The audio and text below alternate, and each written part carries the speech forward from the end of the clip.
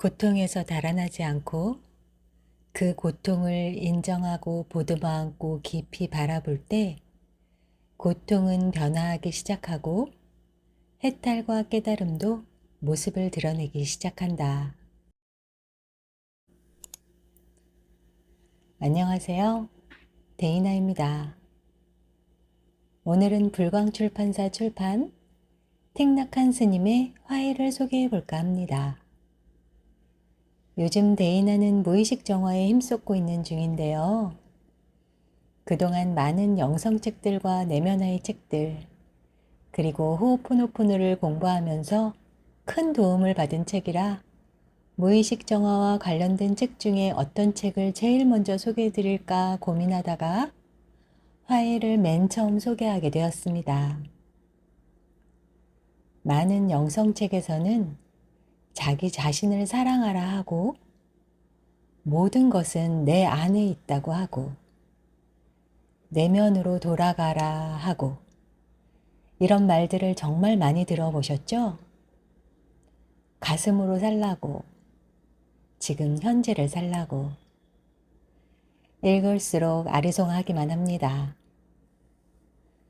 깨어나신 분들이 하셨던 말씀이 내면 아이에 대해 공부하면서 하나씩 베일을 벗는 기분이었는데요.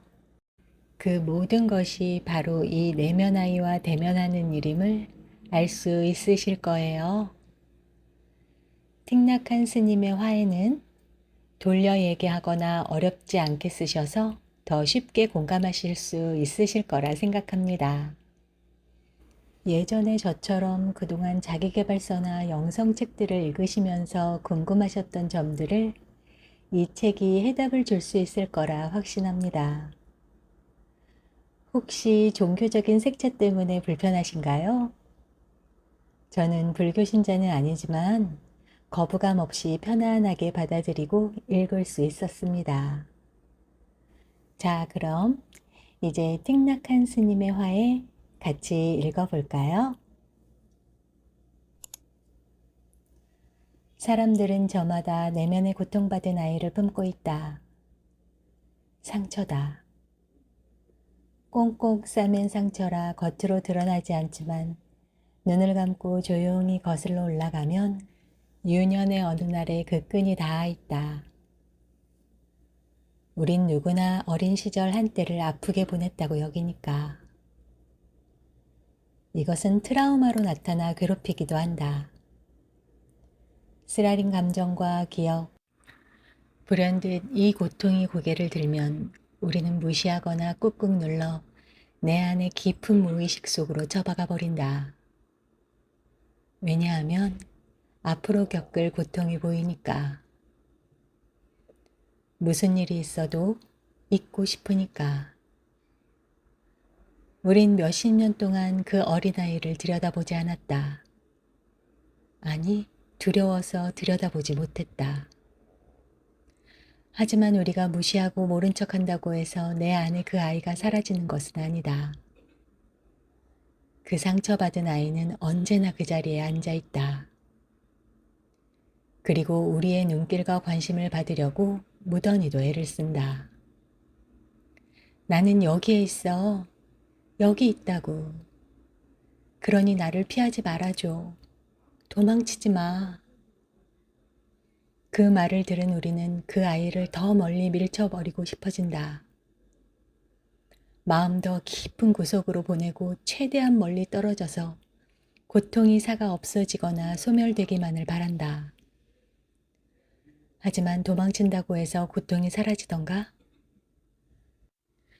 단지 고통의 시간이 더 길어질 뿐이라는 걸 우리는 너무도 잘 알고 있다. 그 상처받은 아이는 끊임없이 자신을 돌봐달라고, 사랑해달라고 보챈다. 그러는 동안 내 안에서 자리한 고통과 슬픔의 덩어리는 자꾸만 살집을 키워간다. 너무나 커져서 이젠 단단한 병덩어리가 되어버렸다. 그래서 더 도피하고 싶다. 새길의 즐거움을 빠져드는 이유가 여기에 있다. 당신은 하루 중 시간이 남으면 무엇을 하는가? 자신을 돌보는가? 혹 텔레비전을 보거나 영화를 관람하거나 모임에 나가거나 술이나 약물에 기대지는 않는가? 이 모든 게 잊으려고 밀쳐두려는 몸부림을 자신도 안다. 그 상처받은 아이는 항상 그 자리에 있지만 우리는 그 아이가 그곳에 있다는 사실조차 알지 못한다. 내 안에 그 아이는 분명히 있다. 하지만 우리는 그 아이를 보지 못한다. 일종의 무지다. 그 아이는 심한 상처를 입었다. 우리는 그 아이에게로 돌아가서 그 아이를 진심으로 돌봐야만 한다. 우리가 내면에 있는 그 상처받은 아이의 존재를 잃어버렸다는 것을 알아차리는 순간 그 아이에 대한 자비심이 우러난다. 그때 우리는 깨어있는 에너지를 만들어내기 시작한다. 그 에너지가 우리를 감싸안고 내 안에 있는 상처받은 아이를 치유해 줄 것이다. 내면 아이 다들 들어보셨나요? 심리학에서도 다루는 내면 아이. 요즘은 심리 치료할 때 내면 아이 치료를 가장 많이 한다고 들었어요. 호호포노포노에서는 내면 아이를 우니필이라고도 하고 다른 많은 책들에선 잠재의식이라고 얘기하기도 하고요. 우리는 평생을 걸쳐 이 내면 아이를 보지 않으려고 온몸으로, 온 마음으로 저항합니다. 화가 나면 화를 억누르고, 슬프면 슬픔을 억누르고, 불안과 두려움에 도망치고, 수치심과 죄책감을 피하기 위해 몸부림칩니다. 그러는 사이 내 내면 아이는 온몸에 피를 철철 흘리며 상처만 가득한 아이가 되었습니다. 이제는 나와 전혀 소통하고 싶지 않아 등을 돌리고 마음을 꽁꽁 싸매고 있죠. 그래서 우린 이 내면 아이와 소통을 할 수도 화해를 할 수도 없습니다. 머리가 아닌 가슴으로 소리를 듣는다는 건 나의 내면의 소리를 듣는다는 것. 바로 이 내면의 아이를 만나러 가는 거란 걸 이제 데이나는 알고 있습니다.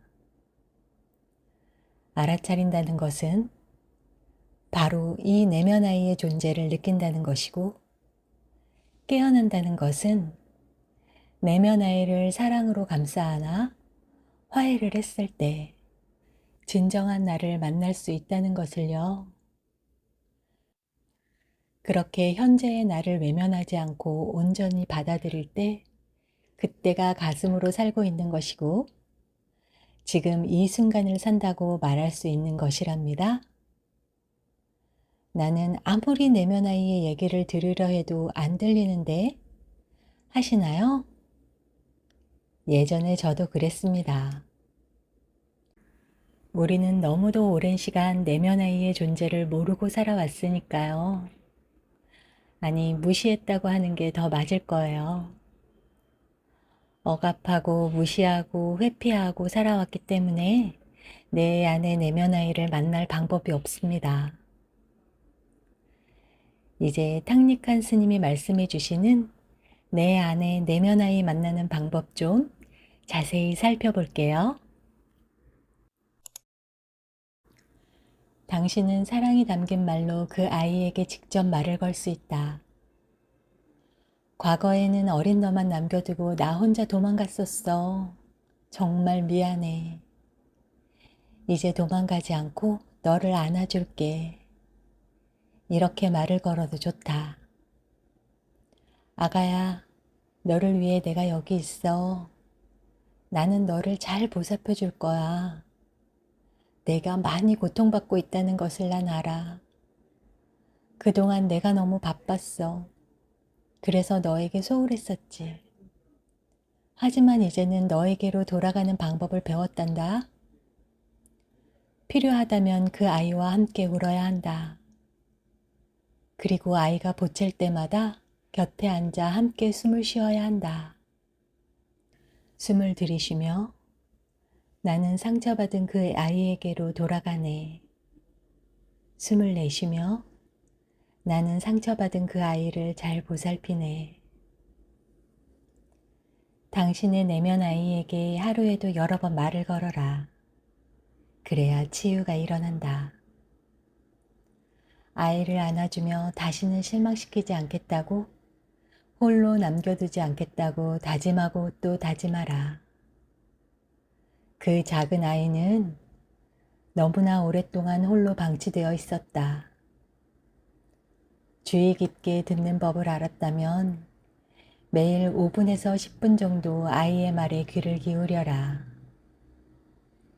당신이 지금 아름다운 산에 오르고 있다면 내 아내 아이에게 함께 산에 오르자고 초대해보라. 멋진 석양을 감상하고 있다면 그 아이와 함께 노을을 보자고 불러내거라. 이렇게 몇 주 또는 몇 달을 보내고 나면 당신 안에 있는 상처받은 아이가 치유된다. 당신은 변화될 것이다. 마음의 집으로 돌아가서 자기 자신을 보살피기 바란다. 당신의 몸에겐 당신이 필요하다. 당신의 감정에게도 당신이 필요하고 당신의 생각에게도 당신이 필요하다. 당신 안에 있는 상처받은 아이에게도 당신이 필요하다. 당신의 고통이 당신을 바라봐주고 인정으로 만져주기를 원한다. 그러니 빈 거리에서 헤매지 말고 집으로 돌아가라.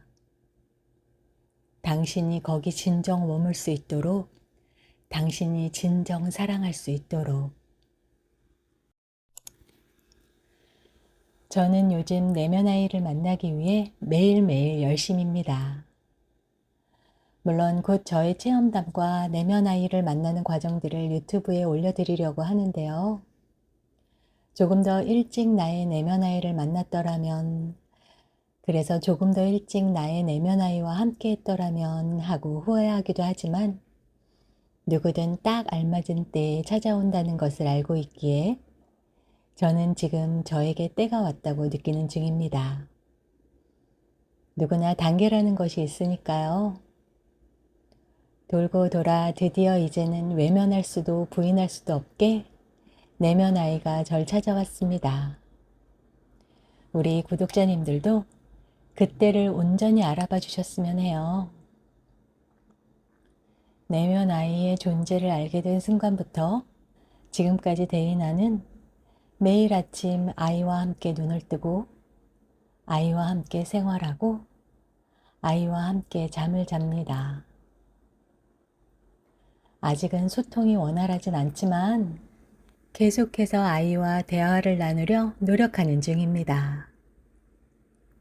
몇십 년을 저에게 외면당하고 무시당했던 내면 아이와 바로 만날 수는 없겠죠? 내면 아이와의 만남은 인내하면서 기다리는 작업이라는 걸 명심하셔야 해요. 그렇게 조금씩 조금씩 내면 아이도 저에게 다가와 줍니다. 본연의 나를 알아가는 과정은 결코 쉽지 않지만 나도 몰랐던 나와 직면하는 일은 지금 제게 너무도 소중합니다. 우리 구독자님들도 하루빨리 내면 아이와 만나보시길 바랄게요. 내면 아이와의 화해가 치유의 시작임을 반드시 아시게 되실 거예요.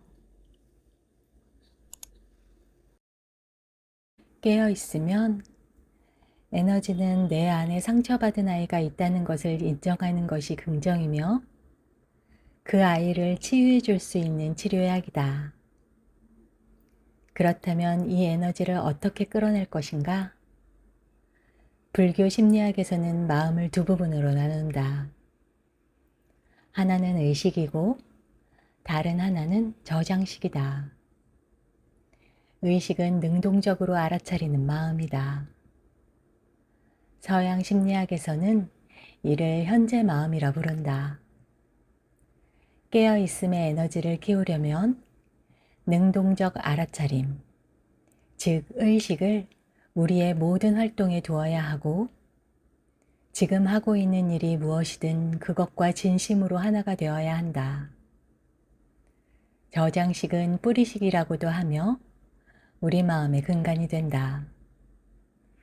서양 심리학에서는 이를 무의식이라 부른다. 여기에는 과거의 경험이 모두 저장되어 있다. 이해하기 쉽도록 마음을 집에 비유한다면 저장식은 지하실이고 의식은 거실이다.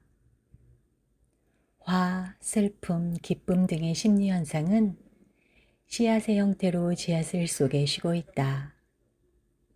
그 씨앗들은 내부 깊숙이 머물다가 자신과 접촉하는 무엇인가를 보고 듣고 읽고 생각하는 순간 화를 일으키거나 슬픔, 기쁨을 가져온다. 그때 그 씨앗은 괴물처럼 단번에 쏙 자라서 거실, 즉 의식의 모습을 드러낸다. 이제 그곳은 더 이상 씨앗의 형태로 존재하지 않는다. 심리 현상이 된 것이다. 다시 말해 누군가 화를 일으키는 말이나 행동을 해서 우리 내부에 있는 화의 씨앗을 건드리면 그 씨앗은 폭발적으로 자라나서 화라고 일컬어지는 심리 현상으로 모습을 드러낸다. 화의 씨앗이 우리의 거실로 올라와 심리 현상으로 모습을 드러낼 때 우리가 가장 먼저 할 수 있는 일은 깨어있음의 씨앗도 함께 찾아내서 그 씨앗 역시 거실로 올라오도록 초대하는 일이다. 이제 우리 집 거실에는 두 개의 심리 현상이 있다. 이것이 바로 화에 깨어있는 일이다. 깨어있음에는 항상 어떤 대상이 있다. 깨어있음으로 호흡할 때 그것을 호흡에 깨어있는 일이라고 한다. 깨어있음으로 걸을 때 그것을 걷기에 깨어있다고 한다. 깨어있음으로 먹을 때 그것을 먹기에 깨어있다고 한다. 그러므로 이 경우에는 화에 깨어있는 것이다. 깨어있음이 화를 알아차리고 그것을 감싸 안는다. 화는 우리의 적이 아니다. 깨어있음과 화는 둘 다 우리 자신이다. 깨어있으면 화는 억누르거나 화와 싸우기 위해 거기에 있지 않고 화의 존재를 인정하고 화를 보살피기 위해 거기 있다. 마치 형이 아우를 돌보는 것과 같은 이치이다. 깨어있음의 에너지는 화의 에너지가 거기에 있음을 인정하고 그 화를 부드럽게 감싸 안는 모성이다. 꽃 읽는 데이나가 많은 분들의 사랑을 받기 시작한 것은 바로 무의식을 바꾸는 긍정학원 동영상 덕분인데요. 이 무의식이 틱낙한 스님이 말씀하시는 저장식입니다. 우리의 모든 말과 생각, 행동의 95% 이상이 무의식에 관한 거라는 건 다들 아실 거예요. 우리의 심장을 뛰게 하는 것도, 삶을 살아가게 하는 것도 바로 무의식이죠. 이 무의식은 어떤 상황이 벌어지면 부시부식간에 우리의 의식으로 나타납니다. 그런데 우리는 깨어있지 못해서 이 무의식을 분별할 수 없고 깨어남의 씨앗과 함께 있기가 너무 힘듭니다. 왜냐하면 우리는 그 생각이나 감정을 무의식의 씨앗이라는 것을 알아차리지 못한 채 무의식과 한 몸, 한 마음이 되어 있기 때문이죠. 알아차림이 중요한 이유가 바로 이것인데요. 화나 슬픔, 두려움, 불안 등을 알아차리고 깨어남의 씨앗과 함께 사랑으로 수용해 줄 때 비로소 무의식에 저장되어 있던 씨앗이 제거되면서 치유되는 아주 단순한 메커니즘입니다. 제가 지금 단순하다고 말씀드렸지만 사실 결코 단순하지 않죠? 우선 알아차림을 해야 하고 그것을 회피하거나 도망치거나 무시하지 않고 사랑으로 감싸 안아야 하니까요. 바로 전에 올려드린 레스터 레븐슨의 자기사랑은 다들 들어보셨죠? 우리는 항상 화나 슬픔, 두려움, 불안 등에는 아니요라고 빛보다 빠른 속도로 부정하고 있다는 것을요. 이 모든 감정들에 100% yes 하는 것. 이것이 인정이고 사랑이며 무의식 정화의 시작입니다. 로렌스 크레인의 자기사랑에서는 하루 종일 나는 너를 사랑해 라고 되뇌라고 하시잖아요. 저는 나의 내면 아이에게 사랑한다고 하루 종일 표현하란 말이라고 이해했습니다. 틱낙한 스님의 말씀처럼 화나 슬픔, 두려움, 불안은 우리의 적이 아닙니다. 나의 너무도 연약한 상처받은 내면 아이라는 것을 바로 알아차리셔야 해요.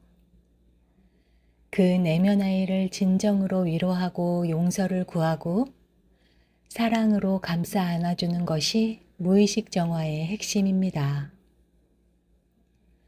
솔직한 나의 감정에 아니요 하지 말고 100% yes 하면서 함께 있어주는 것.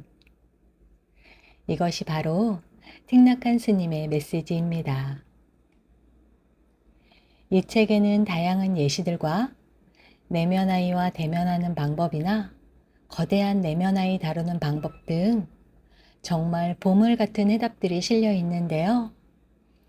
우리 구독자님들도 꼭 정독해 보시고 실천해 보시길 바랄게요. 오늘도 데이나는 내 상처받은 내면의 아이에게 얘기를 합니다. 네가 이렇게 아픈 줄 몰랐어. 정말 미안해. 나를 용서해 줄 수 있겠니? 이렇게 보여주고 알려줘서 정말 고마워. 다시는 너를 떠나지 않을게. 너는 내 사랑하는 아이란다. 혹시 눈치채셨나요? 이건 바로 호호포노포노의 네 마디 말입니다. 내면 아이와 만나면 저절로 나오는 이 네 마디 말.